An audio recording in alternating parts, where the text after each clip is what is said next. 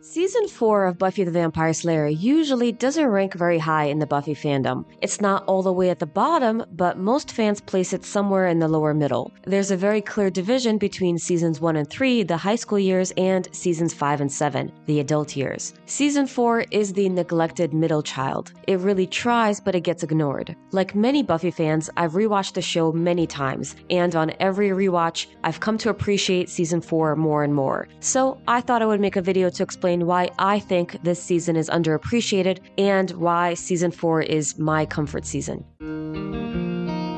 It's hard to deny the fact that season 4 is a visual departure from the previous seasons. It was filmed in a 16:9 aspect ratio, whereas the previous seasons were filmed in a 4:3 aspect ratio. It's wider, it's brighter, it's more colorful, and that really adds to the lighthearted nature of this season.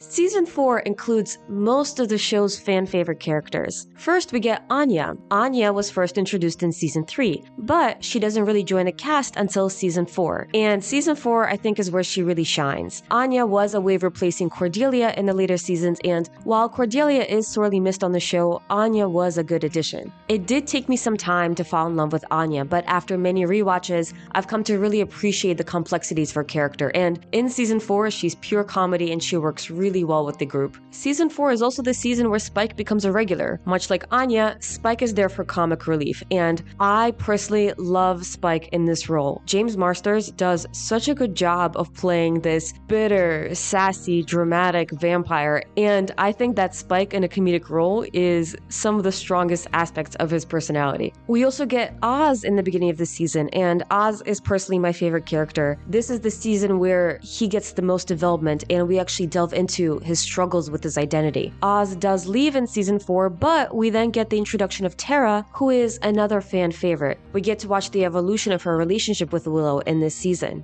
We also get the appearance of Faith. Her story arc in season 4 is phenomenal. It's so good to see this character evolve, and I think that the show did a fantastic job just in those 2 episodes of exploring her personality and her nature. We also get the appearance of Angel in a few episodes, and even though Angel is off on his own show, it was really awesome to see Angel come back. And much like the other characters, a lot of Angel's appearances in season 4 were a lot more on the lighter side. He started. We also get Harmony, and with the first appearance of Harmony as a vampire. Harmony, much like the other characters, is also there for comedy, and she's even better as a vampire than she was as a human. Harmony is another character that I've grown to love more and more over time, and now that I see her, I get really happy and excited. We also get Ethan Rayne for one episode. I love Ethan Rayne. He's incredibly charismatic. He's such a great villain, and it's so nice to see Ethan Rayne and Rupert Giles together. Jonathan also makes an appearance, and not just an appearance, but he gets an entire episode devoted to him. Even though up to this point, Jonathan has just been a background character, the show took the time to develop him, and I think that's amazing. We get a brief appearance from Amy, which is hysterical, and I love it. And we get a cameo from Principal Snyder. You're a whipping boy, raised by mongrels and set on a sacrificial stone. So all in all, season 4 has so many fun, awesome characters that make an appearance. Maybe they're not on the show the whole time, but a lot of the time when they're there, they're very funny and they work really well with the plot lines. Almost every Buffy episode has funny moments, but some episodes are designed purely for comedy. With its comedic moments, the show knows not to take itself too seriously. It knows how to play with itself. It's self-aware. So I tried to do the math, and statistically, season 4 has more funny episodes than any other season. In season 4, we get Living Conditions, Pangs, Something Blue, Beer Bad, A New Man, and Superstar. So that's 6 episodes. In comparison, season 1 has 0. Season 1 is the campiest season overall, but there are no purely comedic episodes. Season 2 has 1 funny episode with Bewitched, Bothered, and Bewildered. Season 3 has 4 episodes. Season 5 has 1. Season 6 has 1. And Season 7 has 2. Season 4's humor is why it's such a cozy season. It's the last season where the gang is all together and nothing tragic is happening to them. We get to watch them go through the natural trials and tribulations of growing up, and we watch them grow and evolve and face challenges, but at the same time we get to watch them have fun. We get to look at the group dynamics. Season 4 has some of the best standalone episodes of the entire show. It also has some of my personal favorite episodes. First, we have Hush. It's the only episode of the show to get nominated for an Emmy for Outstanding Writing for a Drama Series. I have nothing but praise for that episode. We also have This Year's Girl and Who Are You? This is the two-parter episode with Faith, and I think it's Faith's strongest appearance. This is where we get to watch Faith evolve and deal with her past. It's the beginning of her journey. These two episodes with Faith are just so incredibly gripping, and I think that Sarah Michelle Gellar and Eliza Dushku do such a fabulous job of playing each other. There's also Restless. Restless might be my favorite season finale of the entire show. As much as I love epic battles and the tie-up of loose ends, there's something about an absurd fever dream that just doesn't compare. It's an episode that solely focuses on their characters and their story. It's about their journey, where they started out and where they're going. Another excellent episode is Something Blue. Something Blue is, I think, the funniest episode of the show. It adds some foreshadowing to Willow's mishandling of magic in the future. It also deals with Willow's grief in a very clever and beautiful way. The spell itself is amazing. It causes a lot of fun hijinks. There are so many funny moments in that episode that it's hard to count them all. Can I be blind too? Some of my other personal favorites include Harsh Light of Day, which I think is amazing for its parallel storytelling. It's also one of the few episodes where Buffy has to face off with a real monster and not a metaphorical one. I think that the episode was painfully realistic. I'm also a big fan of Superstar. I love alternate realities, and I think the episode does a really good job of exploring alternate universes. Living Conditions is another episode I've grown to love over time. It's just pure comedy.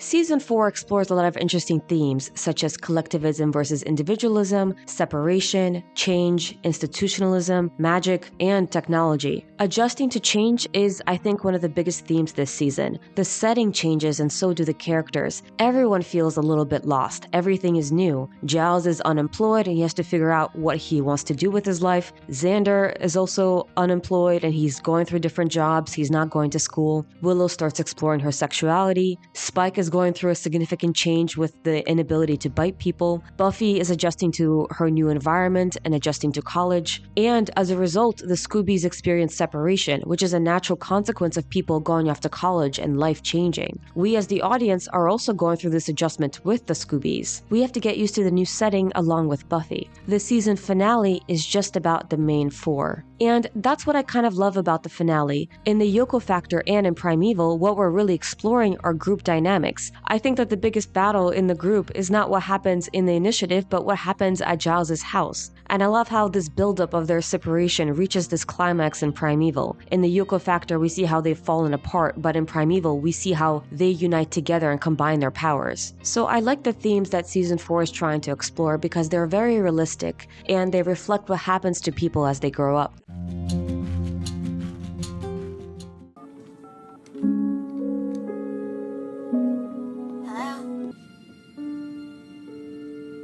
Hello? The crossovers established this unified universe and made this world much richer. It expanded the world a little bit. I loved all of Angel's appearances in Season 4. He was completely unnecessary in Pangs, but that's why I love it. His appearance was funny for that very reason. And it created some buildup for Buffy's appearance on Angel. We also get a bit of a crossover in Harsh Light of Day and In the Dark. Similarly, the two-parter episodes This Year's Girl and Who Are You turn into crossover episodes on Angel. That 4-episode crossover on Buffy and Angel is remarkable. Angel's appearance on the Yoko Factor was also very unexpected and fun. What I like about his appearance is that it concludes a very long crossover story which started with This Year's Girl. His appearance is not necessary for Buffy's season arc, but it's important to the characters. All in all, crossover episodes are just a joy to watch because you know there's more to the story. You get to see stories wrap up and continue on a different show. I also want to give a little shout out to Joyce because I really like Joyce in Season 4. My favorite moment between Buffy and Joyce happens in Fear itself. Buffy comes over to fix her Red Riding Hood costume. Joyce is happy to do that for her. Joyce gets very nostalgic. She talks about how cute Buffy was when she was 12 years old. And this is where I think they have the most adult conversation that I've seen them have before on the show. Your father loved spending time with you. Not enough, I guess. Buffy, you know the divorce had nothing to do with you. Everything that Joyce says in that scene is so perfect, and it fits so well into Buffy's struggles in that particular moment. I will always be here for you. And you've got Mr. Giles and your friends. Believe me, there's nothing to be afraid of. I also love Joyce in Restless. In Restless, it feels like she's the mom of everybody. And when she's walking up the stairs, she's smiling because she can hear the Scooby Gang downstairs having fun. And it gives this sense that she has this joy having people in her house and taking care of others. Now let's talk about the main story arc very briefly, which is not considered to be a very strong story arc. The main plotline is the Initiative. Conceptually, I think that the Initiative is really cool. The show has been hinting at government involvement since season 1, and now we finally get to see it continue. I know that when I originally watched the show, I was in full suspense. I was very invested. To me, everything seemed to be dramatic, and it seemed to be a big deal. Now, on many rewatches, it doesn't seem to be as intense. I think that the show needed a slightly bigger budget to deal with the concepts that they wanted to explore with the Initiative. Overall, I don't hate the Initiative. I don't think that it was a very strong story arc, but I think it's because little pieces didn't fit and it just required a few more adjustments to make that story even stronger. As many people have said before, keeping Professor Walsh as the main villain would have been ideal for this particular scenario. Also, making Buffy a greater part of the Initiative probably would have been better for her main story arc. Season 4 also has some of the worst episodes of the show. Notably, Where the Wild Things Are was ranked by Rolling Stones as the worst episode of the entire show. That episode does very little to progress the main story arc or reveal anything really significant about the characters. Its only redeeming quality, in my opinion, is Giles. To be the sad man behind blue eyes. Beer Bad is another traditionally bad episode, but there are quite a few people out there who love Beer Bad because it is funny at the end of the day. About this tall, she walks with a sort of sideways limp.